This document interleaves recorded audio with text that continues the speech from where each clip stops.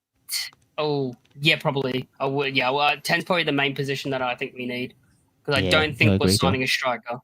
I just don't think we are. We got Yeah, I three, can't see it. and Buck will What's your see thoughts? that. Obviously, Paddy Bamford is kind of the middle of the storm again. He's obviously came back in there the weekend ahead of Joseph to a lot of people's surprise. Do you think he'll force his way back into this team, or do you think it's far too late for Paddy Bamford at this I stage? mean, he has the ability to. I thought when he came, when he wasn't that bad. He wasn't terrible. I He thought wasn't great. even though he was offside, the nice little flick on for the goal, you know. But Mm. again, I mean, no one's really. Everyone's saying, "Oh, Piro," and then they're like, "Get him out." But then you have Joseph, who in that game couldn't track. Like the ball would come to him, and it would just bounce off him. Yeah, yeah. And then you're like, "Who do you start?" Yeah, I know. Yeah, where do we go from them? Look at Matt. We'll leave it there. Do stay in the chat. We'll bring everyone back in towards the end. We're trying to give everyone a fair shot. We're going to move on to Danny now, who's I think sorted out his technical difficulty. But stay in the chat, Matt. If you're still free, we'll bring everyone back in at the end. Thanks for popping in, buddy. And welcome to the main man, Danny. You left us there. We were talking to ourselves. What's happening? How are you keeping? I'm really good, thank you. Yeah, my internet dropped out when I was coming on, so... That you must have the Irish internet as well, do you? No, I've got English. What's happening? How are you keeping? Go on, give us your thoughts so far. What's the hot topic? What's the questions? What's going on in Danny's head today? I've looked back to last season when he started playing Bamford. Mm-hmm. He started playing Bamford, giving him 10 minutes here, 15 minutes there at this time last season. Yeah. And do you think that this is the start of it? Starting to bleed him? Yep. Mm. For how long then?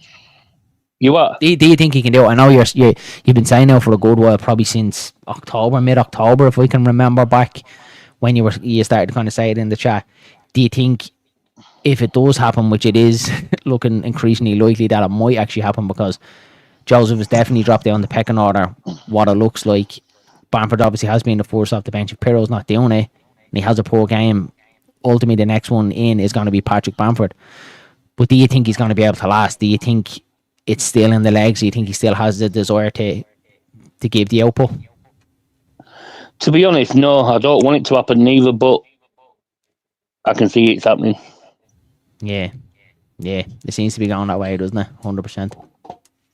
Yeah, I agree with you. It does look like it is going back down the road. Paddy Bamford again. I think you'll have some Leeds fans that say, look, give him a chance, and he was part of the 13 game, unbeaten run, the turn of the year, and yeah, look, I don't disagree with that, but I just think he's a different player than what he was this time last year. I just don't think every time he does come on the pitch, every time he is playing, he doesn't really seem to have the hunger in him, doesn't he? Not anymore. It's very, like, even when he came on the weekend, to me, he was too bothered trying to shit house. He was like obviously getting involved with the goalkeeper, the defender, and it's just like, Patrick, just play our game. And I know he's probably trying to come on, just try and ruffle feathers a little bit.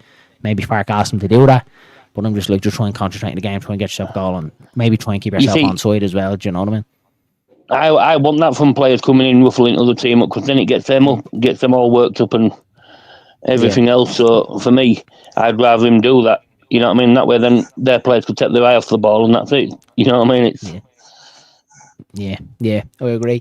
Obviously, there's another burning topic out there at the minute, the Brendan Aronson situation. I'm sure you're watching Just Joe's show. I think every Leeds fan was watching it last night. It was class show as usual, but obviously the burning debate was Brendan Aronson. Where are you sitting with this one at the minute?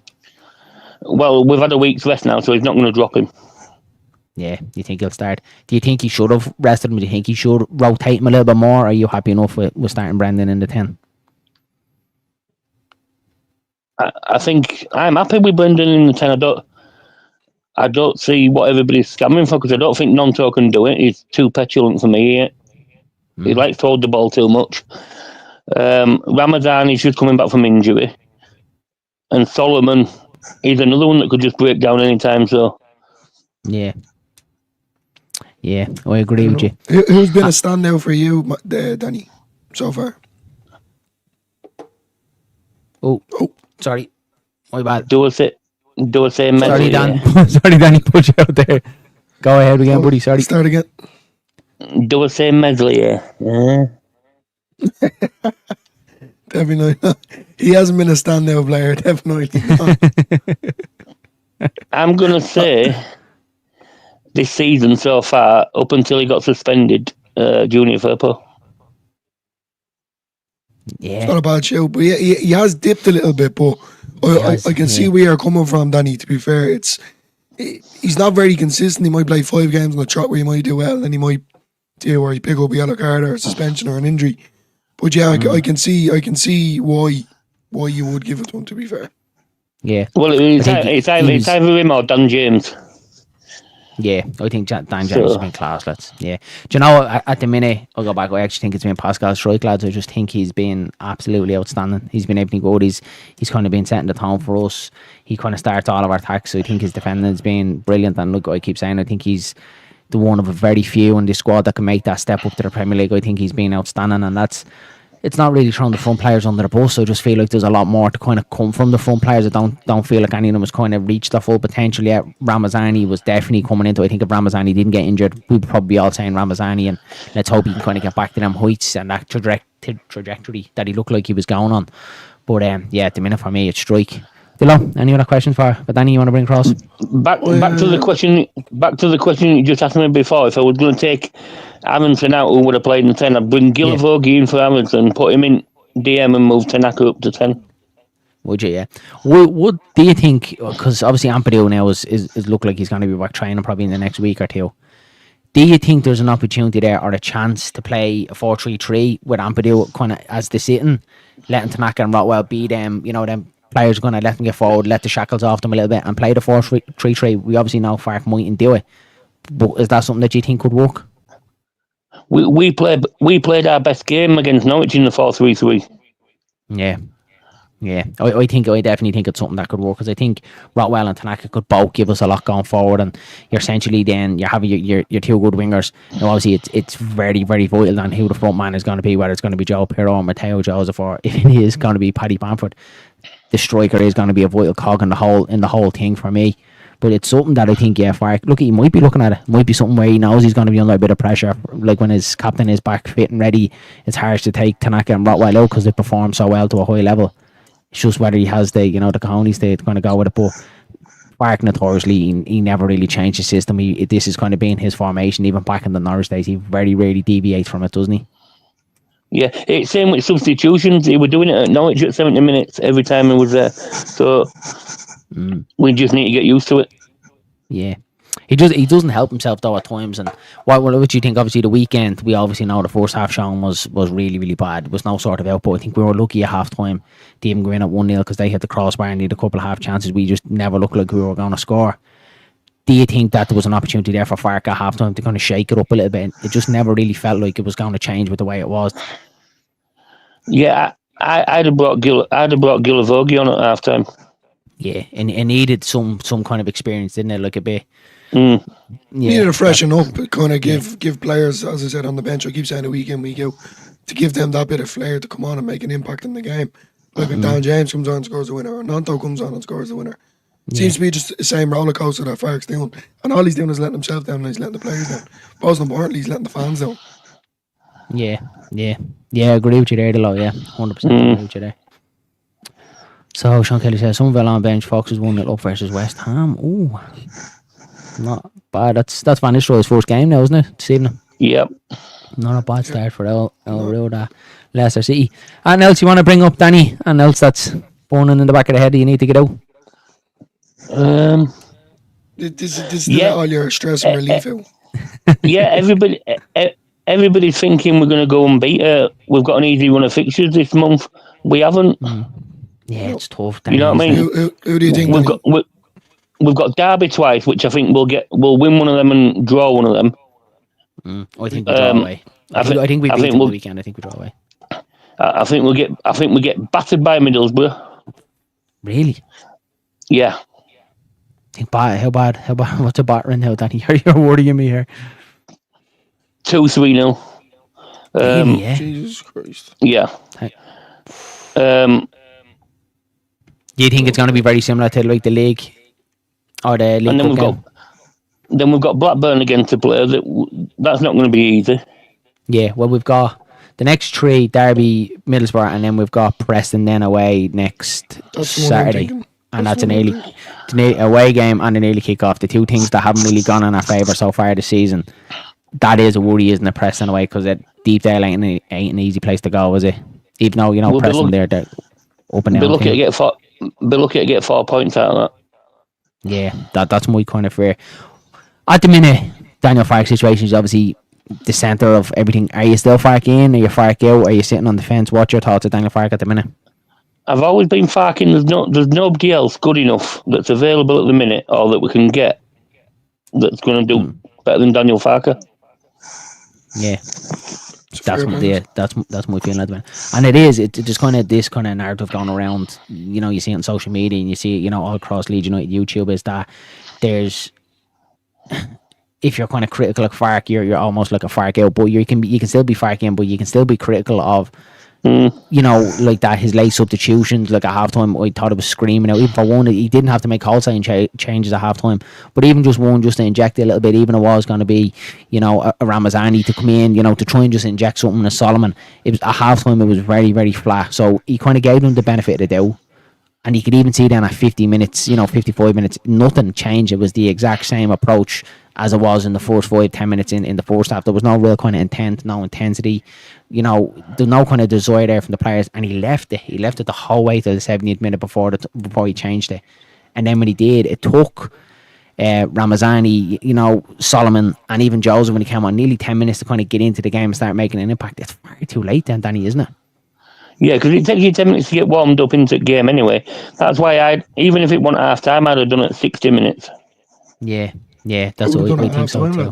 I think Yeah, that's it. Personally, I would have changed one at half time just to, you know, just get a bit something out. And I think it might send a message out to the players that, you know, you can't have an easy run here. You can't just go out and perform like that in the first half and, you know, be given another opportunity in the second half to go out and right them wrongs. We see Daniel Farke doing it so many times. For me, at half time, he was crying out, even for one. Even if you're going to bring Solomon on and say, look, you all haven't been at it, and they weren't. But even the subs, for me, no one was good at the weekend, right? Danny, no one really stood out. I suppose the only one, and for me, Nanto tried, but he was making a lot of wrong decisions, wasn't he? Yeah, I don't think any of them tried at weekend game I were watching. It wasn't good. Completely over. It seems to be like the kind of same sort of games that we're losing. When you look back to Millwall, how we lost that game, how we drew at Bristol as well, Swansea, we really got out of jail. You look back to West Brom as well. I think West Brom was, probably exclude West Brom a little bit, I think West Brom, Daniel Farke, that was something he had to do, stem the bleeding for the poor start to the season that we had and the thumping we got in Middlesbrough and that, and probably his job was nearly on the line then, so I don't really blame the Middlesbrough game. But it seems to be that third game when we have that 3-game week, it seems to always be that third game that's like our Achilles heel that's tripping us up a little bit at the minute. And obviously the away form, it's just becoming a little bit of concern. Do you think Daniel Farke needs to start having a look that maybe, right, I need to rotate in that middle game, I need to rotate it a little bit more? You see, the middle game this time is Middlesbrough, so it's going to be hard for him to rotate. Yeah. If he's going to rotate, I'd probably do it. I'd either do it this one or Preston. Yeah. I think Derby, maybe a freshen up at Derby is imperative for me. Do you make any changes? Do you take anyone out for Derby, or do you stick the same? Like, well, obviously, Farke probably will go the same, but you yourself, do you think he should change it up? I'd keep Puro up top. I'd probably, if Ramadan is fit now, I'd probably play Ramadan and Dan James because they both got pace. Yeah. Do you think Ramadan is ready for 90? Yeah. And then I'd probably play Aronson in 10. You got all that pace up there. Then when Puro decides to drop back to halfway line, I'd keep Tanaka and Rothwell in. And you can't change back four because we don't know if Byram's going to be fit. So I feel like Byram was a big miss against Blackburn, lads. I think he was then, but the reason why I think he was missed is because Fairbaugh was so poor. He was so poor. I think the weekend, lads. He was very bad. It wasn't even like, you know, his pass was a little bit off. Even his first touch, like when there was no one around him, he had 5 yards of space. Was as well, then. Yeah, his first touch, the ball was rolling underneath his foot. It was hopping off him. He looked very, very rusty, and it's to no fault of his own because obviously he's the one with the petulance against the wall. He rightfully got the red card. So for me, he puts himself down the pecking order. The ideal thing there, if Byram wasn't injured, I would have loved a situation where Farke turned around to Fairbairn and goes, no, look, you've done what you've done. You need to learn. Byram starts now. You need to fight your way back into this team. But it was needs must, wasn't it? Obviously, Byram, the injury. Yeah. Smith was obviously out with the hernia operation. And then you're not really going to play Max Vober there at left back. He's kind of the worst case scenario, isn't it? When we don't really have anything else, then he comes in. So it was kind of needs most with Junior Firpo the weekend, wasn't it? I'd have actually probably played Woba there. Would you? Yeah. Just to send out a message, or do you think he's shown enough to be in there? Just to send out that message. Look, you can't do what you've been doing. Yeah, I agree. You know what I mean? Being a little bit passionate, because even before that, even some of the yellow cards he's been picking up. We know Firpo picks up yellow cards, but very, very cynical, stupid yellow cards like that, tugging shorts when his man go by him. Clearly, it's going to be a yellow card. Just don't do it. I understand if it's the last man, it's one. You take one for the team, that's fine. But there's a lot of them. The petulance is still very much in Firpo's game, isn't it? And then obviously the sending off as well. It's something he really needs to earn out of his game, isn't it? Look at whether he's going to be here next season. It's soon enough now we can start chatting to clubs. What's your kind of overall thoughts then of Firpo, that situation, nearly out contract, thoughts from going back to Betis? Would you keep him on? Would you go for a left back in January? For me, it's down to the club for not offering him the contract. Yeah. It should be sorted well before now, Danny, shouldn't it? Should be black. It's the club's fault. So we can't be moaning if he's out there talking to other teams. It's the club's fault for not giving him the contract.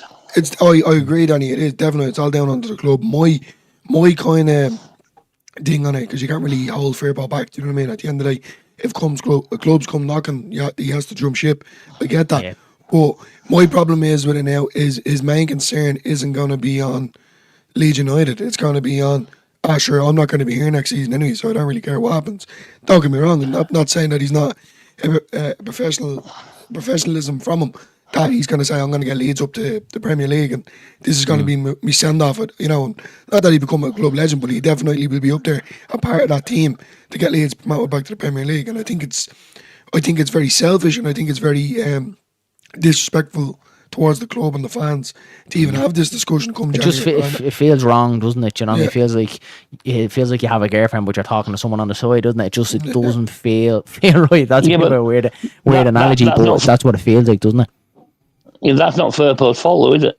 No, that's it. It's not. Yeah, it's that's all, and I think that's why at the board. But do you think maybe that's the situation coming from the club where they probably are at a point looking at it going, right, he's probably not good enough for the Premier League. We probably are going to invest in the left back if we do go up. And then if we don't go up and ultimately stay in the Championship, we're probably going to look to change up that position. Anyway, do you think that's why maybe the club are looking at it that way?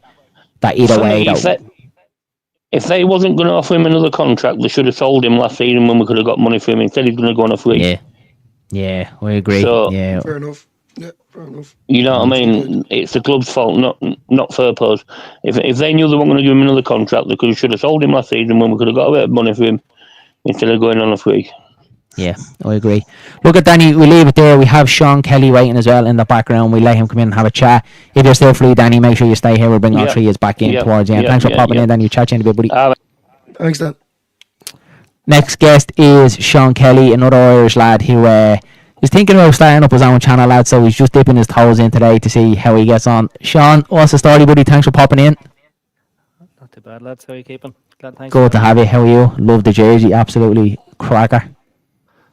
You'll have to stand up and give us a twirl, Sean. For special occasions, Absolutely love it. I love it. What's happening, Sean? What's your thoughts so far this season? Leeds United, the burning question, hot topics. What's going on in the head of Sean? Be gentle now, Sean. Be gentle, please. No, look, I'm happy. You can't be unhappy, so far I think we're doing better than last year at this point of the season. We're in a like last season, if this time last year it felt very much it was playoffs, we were really chasing Ipswich and Leicester. It never really felt like we were going to catch them. Obviously we did, but are you Fark in? Are you Fark out? What's your thoughts on Fark at the minute? No, I'm Fark in. Like, I've never actually had a feeling of Fark out today so far. Like, I don't think there's any reason to have he's not doing everything perfect, but there's no way he's not done enough to have a Fark out army behind him, in my opinion. A nice little comment there, Sean. And then you got Danny Talkswar saying love the blue away shirt. So I knew I like Sean. So yeah, you got a couple of it. Let's have a chat then, Sean. Fans after this. It looks like you're not setting up YouTube, you're setting up an OnlyFans. I'm over to Sean's OnlyFans. Just say subscribe. Yeah, get me love it, buddy. So, any other thoughts to bring up? Obviously, at the minute, there's a lot going on. Brendan Aronson, what's your thoughts of him at the minute? Do you take him in? Do you take him out? Do you rotate? What's going on? Look, I think he's already talked about it in the previous show. There, he's under pressure. He's played all the games this season. He's traveling all over the world. Yeah, He was anonymous against Blackburn. I didn't actually watch the whole 90. I was just glancing at it every now and again because I was work the weekend. So yeah. But yeah, he's struggling. I think he needs a bit of a dig out. I think he needs a bit of a rest. Yeah, that's what it looks like at the minute. He just looks. It's not. I don't think anyone's not turning around saying that Brendan Aronson, like, he's sure you get him out. He hasn't done it. It's just you can see his drop off of performance the last couple of weeks, isn't it? And it's more so actually help him out. Look, we can all say, well, it's getting to the stage where I'm actually feeling for Brendan Aronson because I'm like just like notice it and see that he is jaded. He's done a lot of running. He's done a lot of travelling as well. So probably is time just to rotate it a little bit. Just try someone else in there. Because if he keeps kind of going and playing the way he does, when it kind of comes to the crunch time of the season, you're hoping he still does have it on his legs. And the likelihood of that happening, it seems way off, doesn't it? If we keep kind of flogging him at the minute the way we are and relying on him the way that we are, there's a lot of fans kind of saying that if you take Brendan Aronson out of the side, you know, we don't have the same possession, we don't have the same press. For me, the press hasn't really been there anyway the last couple of weeks. In regards to possession, I think Leeds will always have possession. We had it last year without him as well. Our possession was very high. So again, it's not throwing Aronson under the bus. It's just try something different. Try a Nonto in there. Try a Ramazani because we do kind of need a backup. January obviously is the next one as well. Yeah, in January, would you dip into that market? Would you be going for a number 10 and any other positions you think we should dip into? Yeah, I'd like a number 10, definitely. But I'm not confident we'll get one. I'm not confident. Every January, I'm not confident we'll buy any player because I'm always left going. Yeah. And that's the Leedsy way. Right there is the Leedsy way. Have we signed someone yet? No, we haven't. No. Yeah. Stay up. Don't go to bed just yet, and then nothing happens. You know. Yeah. Like, and even this, last year, we need to in January we need to improve or bolster the squad in some way. Yeah. To make that's sure we need to learn from that mistake last January, don't we? Where we sat in our hands and we brought Connor Roberts in. Yeah. And typical straight away, he comes in, he gets injured, and then he's out for a run of games, and now he got the goal against Leicester.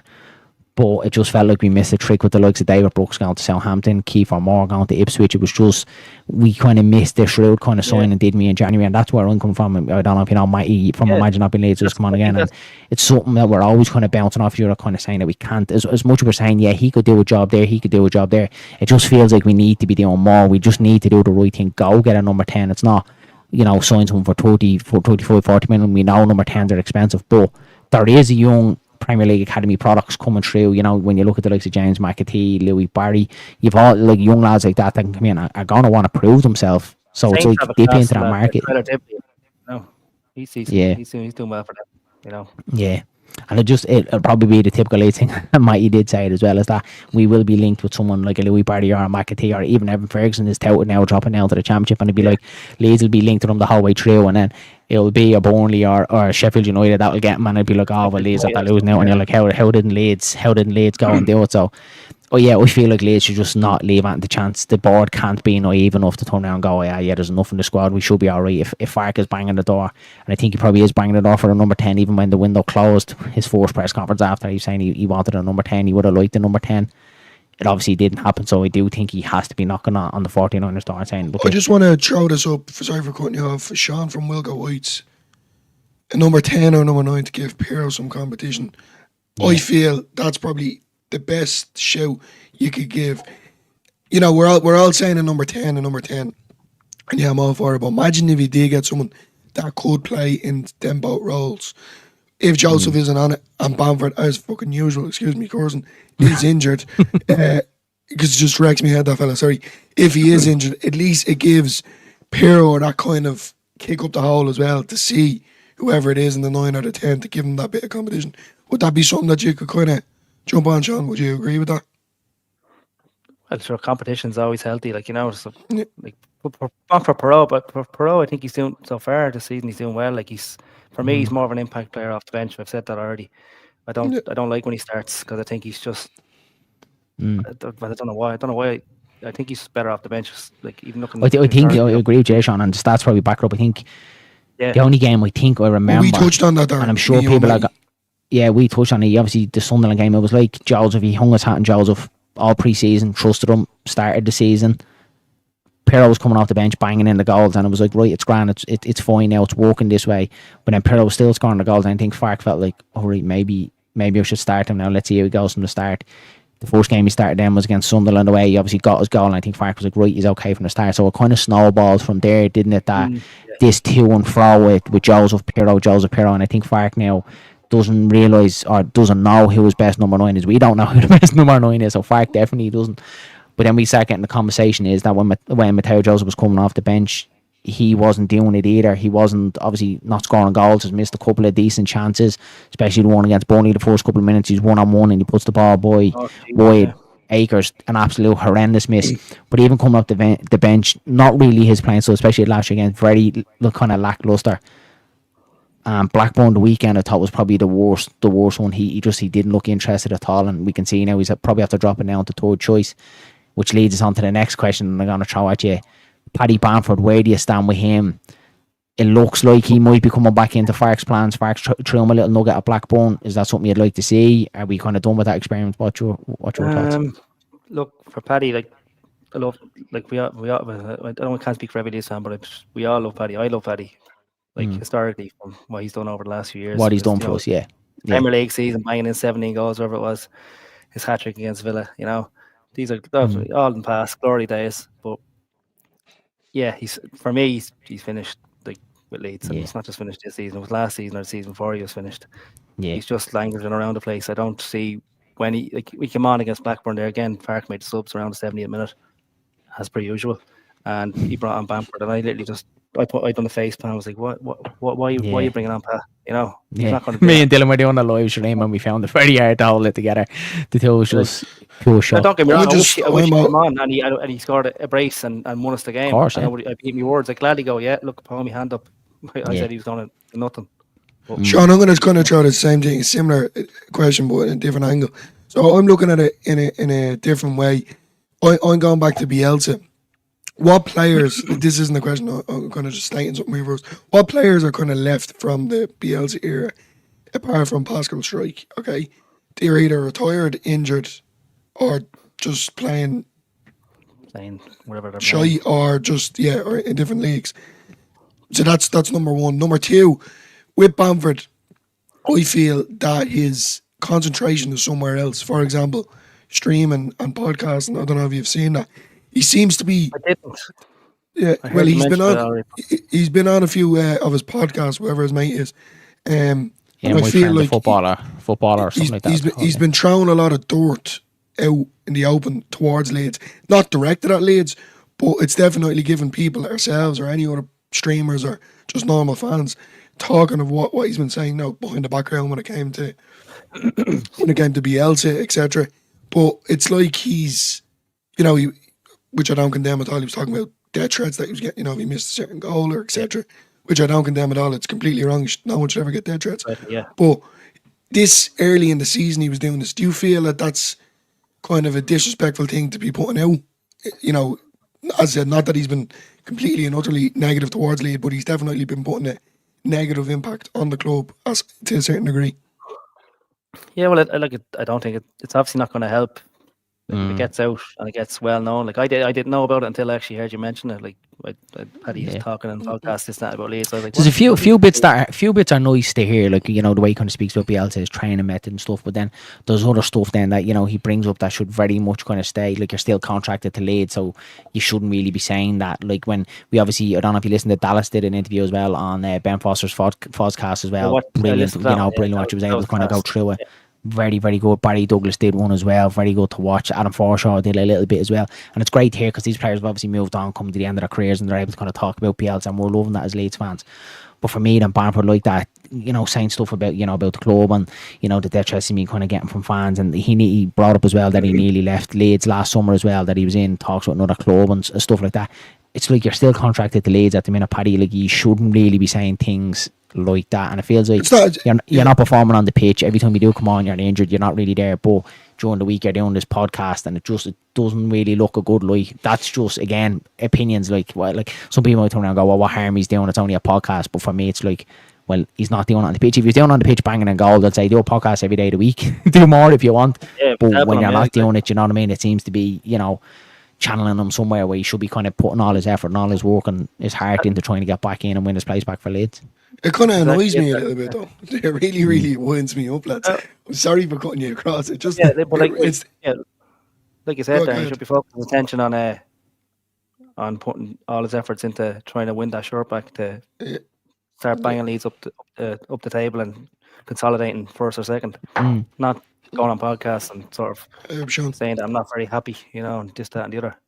Yeah, he should be concentrating. Like in the idea world, look, what I'd love, I think we're probably well past the end of the road with Paddy Bamford, but I'd love a scenario where we could go up this year and give him the send off they deserve. Look, he got us promoted twice. He did it in the Premier League and kind of send him off and say, thanks very much, Paddy, you were great for us, and leave it there. It's just the way it's kind of gone with him at the minute. It feels like he's kind of just stealing living. He's on 45 grand, I think. Danny mentioned to us a couple of weeks ago, which is mental to think about because he's barely even kicked the ball for us. And when he does kick a ball, it's like he's out again. I think there a couple wasn't something that his dog or something was sick a couple of weeks ago as well. Like absolutely, like mental circumstances. And then he was out with an illness and stuff like this. So to me, he's well past it. I know he was kind of part of that run at the turn of the year, the 13 games unbeaten run. But for me, I think he's well past. I know it's a year on and he still hasn't shown signs of like being anywhere near that. And his press seems to be gone as well, which is something that we kind of associated Paddy Bamford with, is that his press was very good, his movement off the ball doesn't really seem to be there much anymore. I don't think his legs can do it anymore. He certainly can't finish. So it's like, what else does Patrick Bamford give it? And that's why I think he came on against Blackburn, and I think we all seen it. He was just trying to be a shithouse. He was up on the goalkeeper, and then he was out there centre half, and I said to Dylan at the time, why isn't he more worried about trying to get a goal? And then it was like he was that much kind of wound up with trying to piss people off. He strays offside for the offside goal then, and it's just, I said to him, that's just typical Paddy Bamford. It's typical that it had to be him offside. How many has he been off? How many times he's won it? Even stopping shots. I think it wasn't a one under Bielsa where there was a shot and he was right in the way, hit straight off him. If not, goes in the back of the net. Loads of offside goals as well where he's standing off, or penalties away at Stoke as well to save us the game and blazing it over the bar. So we've hung a hat on him so much, and I think, we need to move past it. But I just, what Danny says, I can see a situation now. If we don't go in January, is going to be massive to show the ambition of the 49ers and the club. Whether, sorry, my dog's jumping up, say hello. Whether, the club do well, I'd love to see us going out and getting a number 9 and say to Paddy Bamford, okay, thanks very much, we're going to try and move you on. Ideally, that would be the thing for me to do, but I don't think they're going to do it at all, Eddie.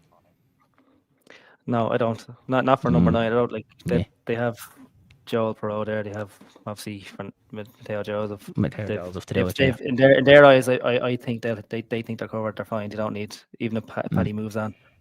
Yeah, I don't think they're buying another number 9. Yeah, I don't think so. Right, last question then before I bring the boys back in. So we're third in the league at the minute. Are you still confident Leeds go up? Do you think we have enough to go up? Are you worried? What's your thoughts at the minute? I'm never really confident with Leeds because it's just the years they're hurt. Like, you can come back onto the show. You can be like me, Sean. Yeah, you like that. I'm in the mystery corner, definitely. Yeah. It just like playoffs. Like, it never works for us, does it? We don't seem to grab the league by the Sean Currys and saying, right, we're going to be the Burnley of companies Burnley against the league, or we're going to be, the Leicester of last season. We don't seem to be able to do that. And when I consistently think we should be, maybe it's just because I think we are the best team in the league every season. But I think we are, though, Sean. Like last year was, I think last year was more kind of hope. There was a lot of kind of faith there that we would do. We obviously now horrendously after being relegated, horrendous summer. All of our players go. Fark comes into a very, very tough situation. Gets a lot of leeway. Gets a squad together capable of challenge for this league. Ends up at 90 points. Everyone goes on about this 90-point trophy. Remarkable. Any other season. It was a any other season, we get up and we do it, and we're promoted. It obviously doesn't happen last year, but this year I feel like the squad is a lot more rounded. Last season we hung our hats on the Somerville, the Rutters, to get us out of jail. The individual brilliance of them players without really kind of any kind of tactics. But I feel this year the squad is a lot more rounded, isn't it? You nearly have two position for a position that can kind of fill in there and do bits. The only one obviously is the number 10. That's where I think we're lacking a little bit. But it seems to be we're lacking a lot, doesn't it? I think if we do just get a decent number 10 in there, you might just see the whole thing just coming together, because I think that will kind of improve chances of Pirlo scoring goals. The wingers, are creative kind of side going forward. And I said it to Dylan the weekend, I didn't really kind of miss Georgie. Look, I absolutely love Georgie, favourite player.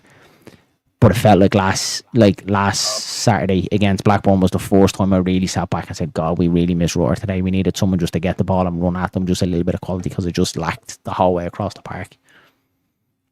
And the ball sticks to his feet. The ball just sticks to him, like that. So it's pinball. Reminds me very much like Luis Suarez S when he runs, like the ball just hits off the defenders, but he still somehow managed to get through them. Like, he was quality to watch, wasn't he?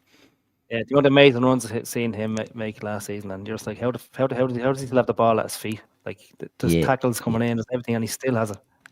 It's just mad. That's what we do miss him for that. For look at. Yeah, we have to try and replace him anyway, 100%. Anyone interested in popping in? The link is in the chat if you want to pop in and give your thoughts. We're going to bring Danny and Matt back in for the last couple of minutes, and we'll get the final thoughts of the boys. Again, lads, this is a brand new show, the subscriber show. We are going to be looking to run this the first week of every month, so if you are interested, keep an eye out for it, and we will get you in. So we'll see if we can get the boys in here now. Ready in? There we go. There we go. That everyone? That's us. Yep. I don't know if anyone can see. Just Fark there praying away. That's it. When I was making that, and I seen Fark like this, I was like, this is made to have like a little halo or like around his head. Please don't sack me. Please don't sack me. Do you know what you should have done? You should have done a little speech bubble coming out of his mouth and him praying there saying Bamford don't get injured. Absolutely love it. Danny and Matty, thanks for hanging around in the chat. So we'll get a couple of last thoughts before we wrap it up. Danny, overriding thought, Leeds United so far this season. Are you happy enough with them? Do you think we need to do more, or are we falling below expectation? No, I think we're actually where we should be. Think so, yeah. That's fair. And at the end of the season, do you think we will be front and centre? Do you think we win this league? Do you think we get promoted, or is it playoffs for you? I think we finish second. Yeah, I'll take that. Yeah, I'll take it. I'd snap the hand off you, Danny, for that. Stick your trophy, like, do you know what I mean? I don't care about your trophy. Look, it's nice to win it, don't get me wrong. Obviously, Dallas did say in the podcast as well, look, it's always nice to win a trophy. You want to be number one, you want to be first. For us fans, we don't really care. We don't get a medal. Darren, what does it matter? If we come second, imagine that's Ellen Road, the scenes outside Ellen Road. No, I tell you, they really will have to remodel the whole stadium, because the place is going to go up. I can tell you that. Lads. Not only that, the team that normally finishes second normally does better when they go up into the Premiership than what the one that wins it does.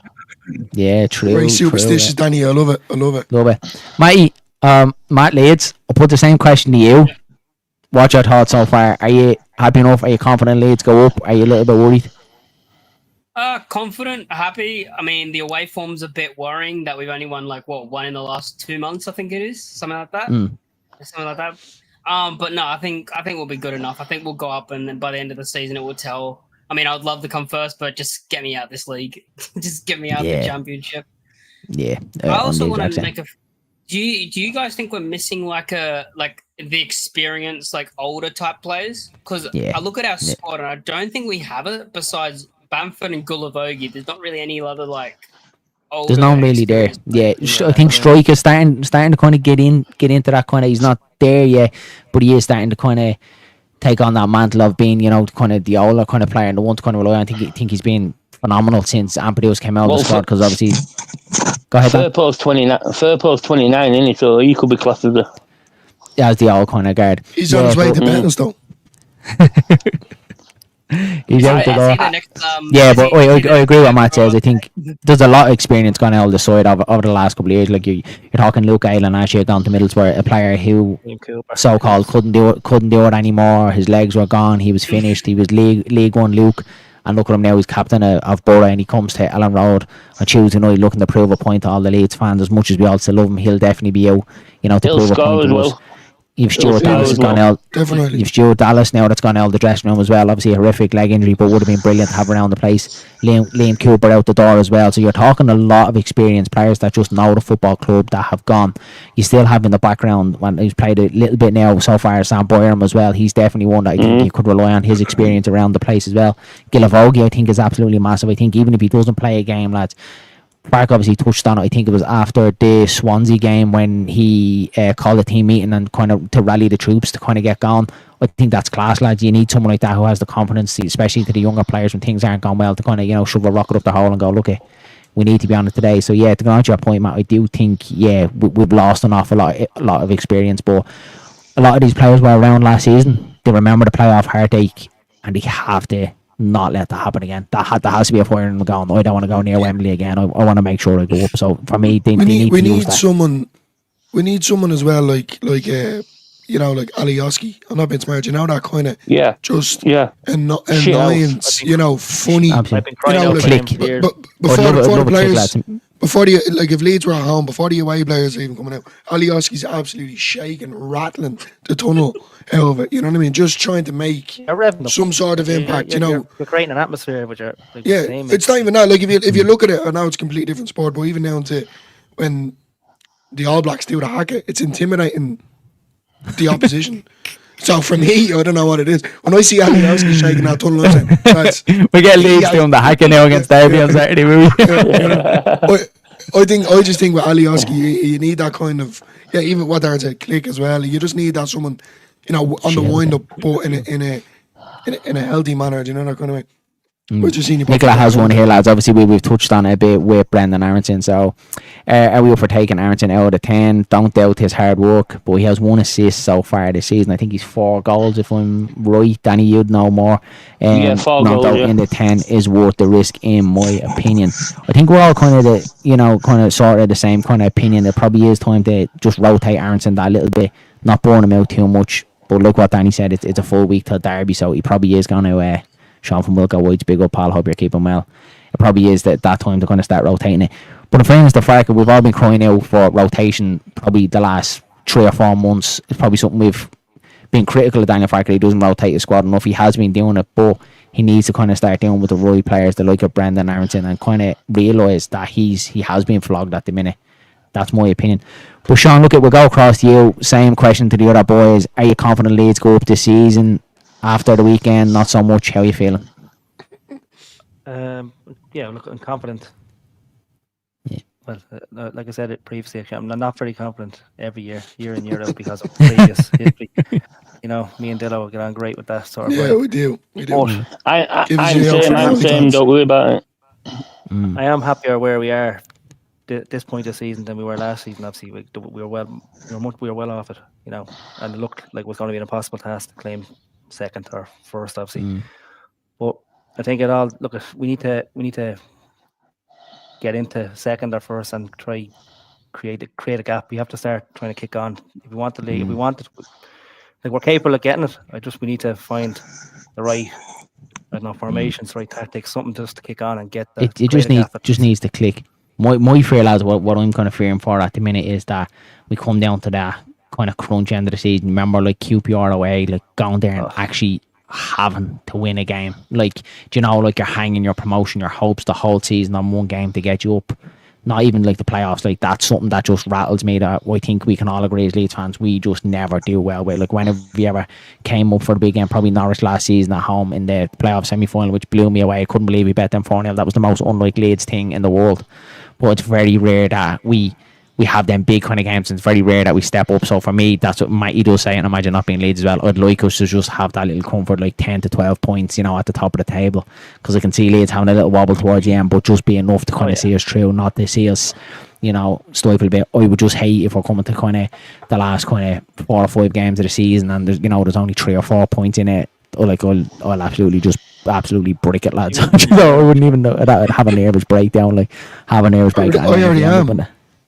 Yeah. Get into that. Right, lads, we'll go around, we'll give our final thoughts. Dillo, we'll come to you first. Final thoughts, give it to us. What are you thinking? Are we doing score predictions? We do score predictions then as well. Yeah, Dylan, score prediction for Derby. 8-0. No, I'm gonna say. I'm actually gonna say 3-0 to Leeds. Love it. Sean, what about you, buddy? I'm gonna go with a 3-1. 3-1. Leeds. Nice. Danny boy. 1-1. Really? Danny, why are Imagine you the doing this to me? Imagine the Honestly. kickback after a 1-1 draw against Derby. Oh, It'd be Uh, the fark out will be absolutely everywhere. Let's hope You're that not doesn't gonna happen. sleep tonight now, you know that, don't you? I hope you know that. I'm not gonna sleep a wink now. All you've done was And put the dagger in this side and you're taking it out and putting it in my back now again. and Matt, what about you, buddy? Score predictions for Derby the weekend? 1-0 Bamford. I love it. I love it. Me, Sean, and Dillo would absolutely eat our words. I'll have to apologise to Danny then if that happens. Right, lads, I think we'll leave it there. Thanks very much for popping on to the subscriber show. It's been an absolute pleasure chatting to you. As I said, it is something myself and Dylan do want to run the first week of every month, just to give you a chance to come on and kind of show your thoughts and kind of show our appreciation for your support. You've been in class in the chat and constantly being there. Before you go off the video, don't forget to smash a like, hit the subscribe button if you haven't already done so, and hit that notification bell as well so you don't miss a beat. Myself and Dylan will be back on Thursday for Daniel Farke's press conference and the build up to Derby, so don't miss that one. And we won't have a watch along on Saturday because we're going on a piss up to the Guinness Storehouse on Saturday. So forgive us for that one. There will be plenty of pictures and that, Danny. We will send them on to you. We'll show you our first point to our last point, and I'm sure there'll be massive difference in it. What time you starting your piss up on Saturday? Trains for 11 o'clock, so we'll be in Dublin City Centre for about 12, and we're going to find a pub then to watch the match. And so, yeah, We rub out about 1:15, give or take. So that mean, does that mean then Dillo's leaving 12 o'clock next afternoon? Yeah, give or take. yeah, probably. I said give or take. Give or take. Yeah, my missus is watching this, you know. Yeah, I'm definitely not going to sleep tonight now, that's for sure. Yeah, it's slapped on me. Absolutely love it. Look at lads again. Thanks very much for coming on, and we'll chat you all again soon. Have a good one. Is that the freezing here? You know. Love it. Here we Absolutely love it. See you.